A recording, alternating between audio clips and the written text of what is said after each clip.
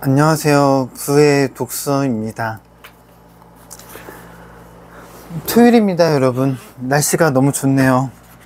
제가 이재명 대통령님의 책을 조금 읽었는데, 저는 개인적으로 이재명 대통령님을 좋아합니다. 물론 댓글이 좀 달렸었어요. 나라 망하는 걸 보고 싶냐? 얼굴이 좌파같이 생겼다. 또 뭐라더라? 뭐 인생을 왜 그렇게 사냐, 뭐 이렇게 좀 글들이 올라왔는데 신기해요. 그리고 좀 기분이 좋았습니다. 그런 관심을 가져주셔서. 대부분 한 90% 이상은 좋아하지 않을까요? 일을 그렇게 잘하는데. 이재명 대통령님의 내용 읽어드릴 건데, 이재명 대통령님께서 일기를 좀 쓰셨잖아요. 일기를 쓰셨는데 그 일기를 또 작가 두 분이 집필해가지고 책으로 내신 게 있더라고요. 그거를 제가 또 구매해가지고 읽을 예정이고요. 말씀드릴게요. 악을 악으로 덮는 자의 최후. 많은 사람들이 궁금해한다. 언론에서도 내게 묻는다. 윤석열 정권이 비상계엄과 내란을 벌일 것이라는 걸 언제 알게 되었는가? 시도할 것이라는 확신이 있었는가? 나는 꽤 오래 전부터 그런 징후를 눈치챘다. 그리고 차곡히 쌓인 첩보와 정보들을 보면서 뭔가 심상치 않은 일들이 벌어지고 있다는 확신을 하고 있었다.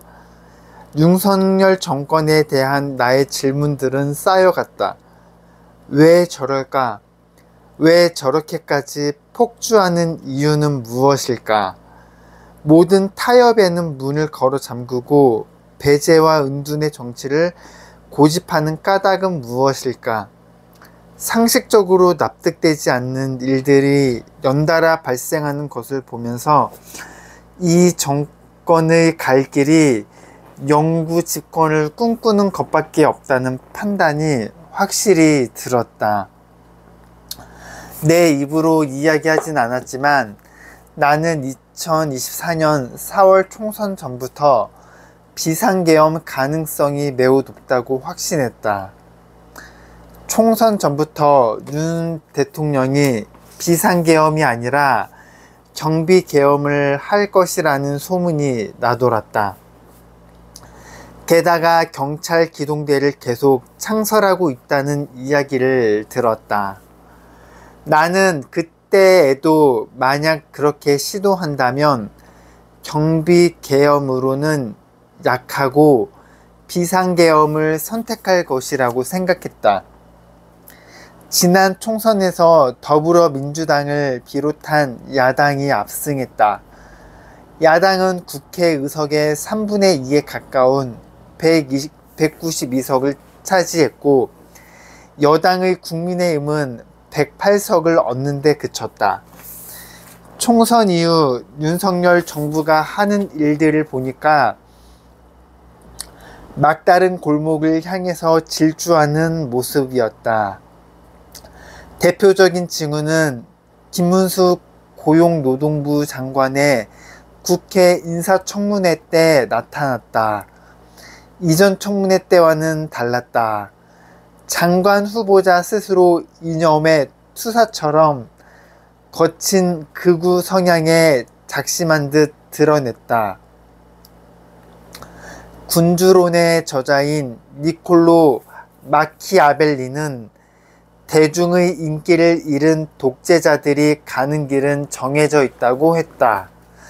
그 독재자들은 강력한 병사들을 데리고 요새에 가서 칩거한다. 그리고 요새의 성문을 지키는 자는 절대 스스로 열고 나가지 않을 만한, 배신해봐야 상대편에서 환영받지 못할 만한 사람으로 세운다. 윤 대통령 입장에서는 김문수 장관 같은 사람이 그런 측면에서 아주 유용했을 것이다. 김문수 장관뿐만이 아니다.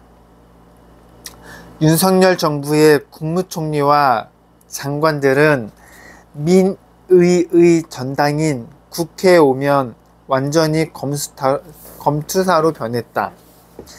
2004년 9월에는 반인권적인 생각과 행복을 보여온 안창호 전 헌법재판관을 인권의 보호와 향상을 목적으로 하는 국가 독립기관인 국가인권위원회 임명장에 임명했다. 김용건 인권의원은 한술 더 떠 국회에 와서도 오만불손한 태도로 임해 상임의 도중 여러 차례 경고를 받기도 했다. 이런 인사들이 주요하게 포진해 있다 보니 2005년 2월 11일 안창호, 강정혜, 김용원, 이충상, 이한별, 한석훈 등 6명의 국가의원회의 인권위의 헌법재판소 법원 수사기관에 대한 계엄 선포로 야기된 국가적 위기 관련 권고 및 의견 표명 의결을 강행 처리하는 일까지 발생했다.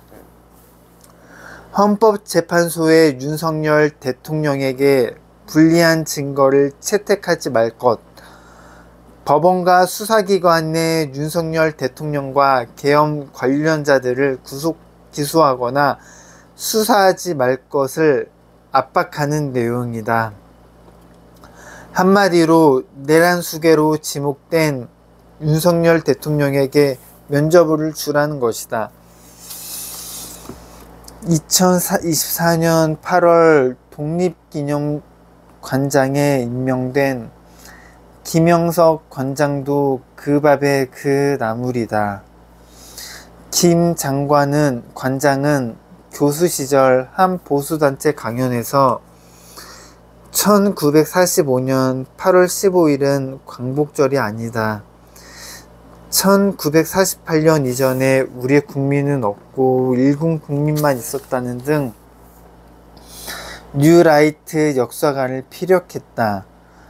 이에 임명 전부터 광복회에서는 일제강점기 식민지배와 친일 반민족 행위를 미화하고 대한민국 임시정부 전통성을 부정하는 뉴라이트 인사를 독립기념관장에 앉히려 한다며 강하게 비판했다.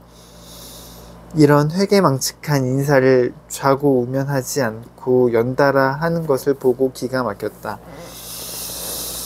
저런 식으로 국정을 운영해서는 결코 민주정치를 할 수가 없고 민주공화정을 유지할 수가 없다. 2024년 대한민국에서 벌어진 믿기 힘든 일련의 과정들을 보고 겪으면서 퇴로를 차단하고 질주하는 윤석열 정권이 향하고 있는 곳은 어디인지 직감하고 확신할 수 있었다. 그 결과가 비상계엄 내란이었다. 예상을 했어도 12.3 비상계엄은 우리를 무척 놀라게 했다. 그래도 대통령이 법률가 출신이니 최소한 법적 형식과 절차를 갖출 것이라고 생각했는데 그러한 요건을 하나도 갖추지 못한 상태에서 불법 비상계엄을 밀어붙였기 때문이다. 비상계엄 이전부터 윤석열 정부는 짜고 치는 고수독 같은 안보 불안을 자극하는 자자극을 징후는 곳곳에서 드러났다. 여러 가지 정보와 팩트를 크로스 체크해 보니 최종 결론은 윤석열 정부가 북한을 최대한 자극해서 국지전을 유발하고 이를 통해서 비상계엄을 선포하고 군정으로 장기 집권을 유지해 나가는 게 목표라는 확신을 갖게 되었다. 나도 직간접적으로 사전 경고를 여러 차례 했고 김민성 민주당 의원 등과 협의하면서 공개석상에서 윤석열 정부의 경고 사인을 지속적으로 보냈다. 윤석열 대통령은 점차 시간이 지나면서 자신에게 다가오는 위험을 느꼈을 것이다. 처음은 잘못을 따지고 보면 지금에 비해 상대적으로 작은 문제였을 수 있다. 그런데 작은 문제를 덮고 감추기 위해서 더 큰 나쁜 일들을 자꾸 벌여왔다. 그렇게 새로운 악으로 기존의 악을 덮다가 그 악이 눈덩이처럼 불어난 것이다. 그리고 결코 씻을 수 없는 내란과 군사 쿠데타로까지 이어졌다. 그것도 현직 대통령이 내란수괴라는 결코 용서받을 수 없는 중범죄자가 된 것이다. 비상계엄이 해제되지 않았다면, 저들의 시나리오대로 흘러갔다면 상상하기도 싫은 만큼 끔찍한 상황이 벌어졌을 것이다. 저들은 나를 고문하면서 지난 대통령 선거가 부정선거였다는 허위 자백을 받아내려고 발버둥 쳤을 것이다. 그리고 박중렬 여사 때처럼 탁친이 억하고 죽더라는 식으로 지도새도 모르게 없애버렸을 수도 있다. 죽음은 두렵지 않지만 그렇게 죽임을 당하는 것이 두려운 일이었다. 어찌 나뿐이었겠는가. 500여 명이나 된다는 이른바 체포 대상자들이 그보다 더 많은 사람들이 체포되거나 목숨을 잃었을 수도 있다. 그 비극을 막아준 우리 국민들을 생각하면 미안하고 고맙고 가슴 아파서 다시 눈물이 난다. 비상계엄이 해지되지 않았다면 탁친이 억하고 죽더라. 지도새도 모르게 없애버리는 거 일도 아니었겠죠? 사람은 이기적인 동물이니까요. 감사합니다. 여러분 좋은 주말 보내세요. 감사합니다. 감사합니다.